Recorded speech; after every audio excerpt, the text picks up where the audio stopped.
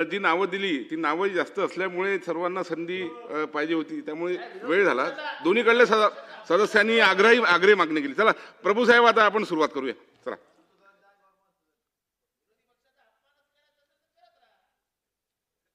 चला प्रभू साहेब सुरू करा.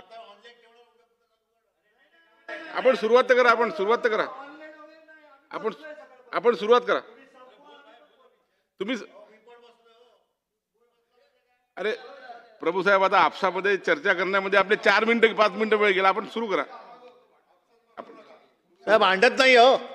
असं आहे की 5ची वेळ तुम्ही गुरुवारी सांगितली, 6 आम्ही समजू शकतो. आता 8:15 वाजलेत, पण विरोधी पक्षाला काही किंमतच नाही ना या लोकशाहीमध्ये, असा त्याचा अर्थ होतोय. एकदा मंत्री महोदय उठून सांगा. झाला. आता आपण याच्यावर चर्चा केली, आपण सुरू करा अशी विनंती आहे. सुरू करा. चला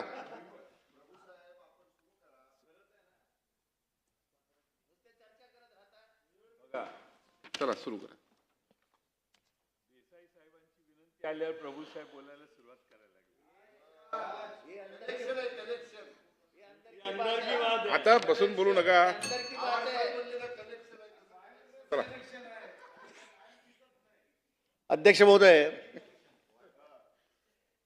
293चा प्रस्ताव विरोधी पक्षाचा मी गुरुवारी मांडला आणि ऑनलेक हा प्रस्ताव ठेवत असताना मी अनेक मुद्दे या सदनामध्ये मांडण्याचा प्रयत्न केला.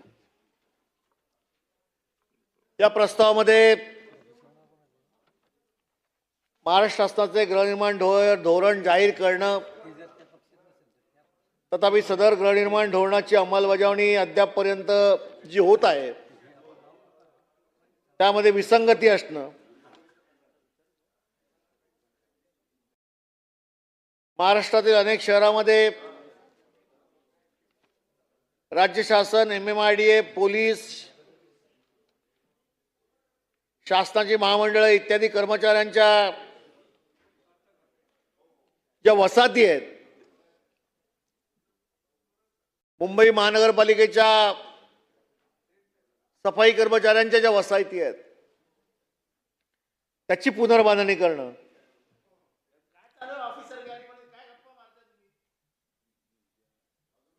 आणि या इमारती जीर्ण झाल्यामुळे पावसात कधी या इमारती कोसळू शकतील अशा परिस्थितीमध्ये असतं. रस्त्याच्या रुंदीकरणामध्ये बाधित झालेल्या घरांना मुंबई असेल, ठाणा असेल, प्रमुख शहरामध्ये 2 किलोमीटरच्या परिसरामध्ये त्यांना पर्यायी घर देणं, आणि त्याचबरोबर प्रकल्प बाधित जी घरं आहेत